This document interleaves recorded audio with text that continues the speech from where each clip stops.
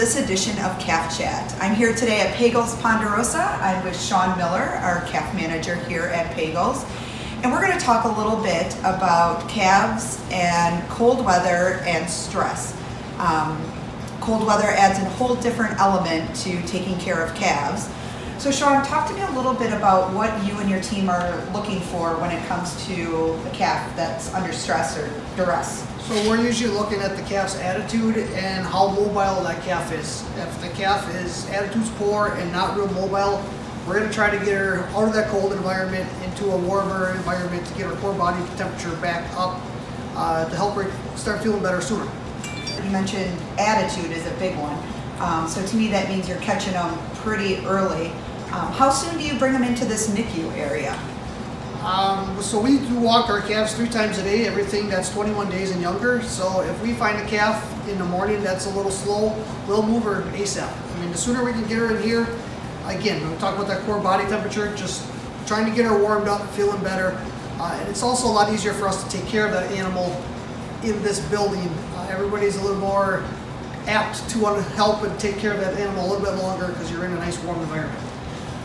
So the NICU plays a very important role here in the winter, but managing this environment probably leads to a little different than managing your normal calf environment. Talk to me about temperature, cleaning, and how you make this environment work. Okay, so yeah, temperature, we do have the 2 heaters in here, so depending on outdoor temperature, we have 1 heater on or maybe even 2. The ventilation is there's a fan up in the ceiling here that's running all the time. Occasionally we'll even crack the door if we get a lot of calves in here. Fortunately this year we've been very fortunate. The most we've had in here is 4. We can have up to 12 calves in here if we need to.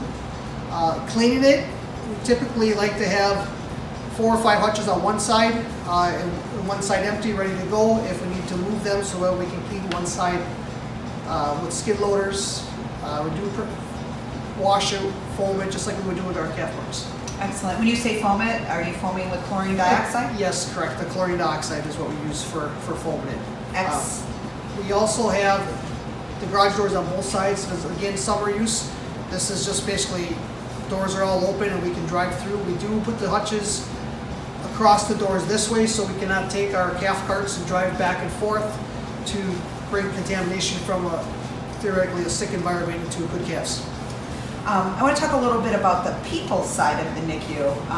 Not only is this really great for the calves to get them in, get their body temperature, but I'm guessing that gives your team the ability to maybe more comfortably spend time with those calves and giving them what they need. Yes, for sure. I mean, there is a lot more attention that goes to the calves when you're, I mean, you can take your gloves off, you can work with these calves a lot easier, especially if we have to do any IVs or something like that. I mean, you want to, again, go back to core body temperature. You put an IV in a calf, you want to bring that body temperature back up.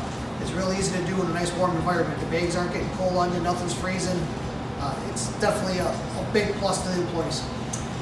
Sean, so we talked about this room was new to you about 4 to 5 years ago, but prior to that, you've been here at Pagels longer than that. What are some of the things that you did to handle cold stress before you had this environment? We used shop area. And basically anywhere where we had warmth. So we had our wash bay, we had hutches set up in there.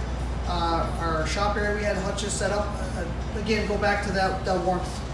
The warmth is the best for the calf and for the person working on it. And I think my second biggest thing would be lighting. If you can't see what you're doing, it's really difficult to get anything done. That's great. I think that's great advice for anybody who's listening. Just to get them in, get their core body temperature back up, give those calves the ability to really take care of themselves from the inside.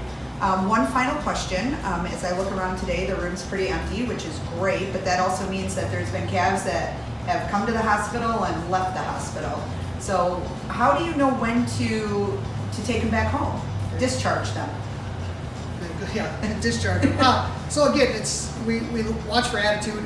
So again, if the cart's outside and they hear the cart pull up and they're ready to drink their milk, I mean, it's time for them to go back. There's no reason to keep them in here any longer than what they have to be. So typical day in here or a week, it's probably 3 to 4 days, and they're up and ready to go back. That's great. I think that's a great message. 3 to 4 days, and they're brand new. So if I could just summarize a little bit here for you, Sean.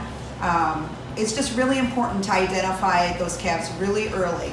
If you see a calf that it's just a little off and it's cold out, today it's 4 degrees outside, recognize that and get them into an area. You may not have a NICU per se, but find a place on the farm where you can get their body temperatures and just kind of get them revived and supercharged and ready to get back out. And I think the more important part of the message is I heard like 3 to 4 days.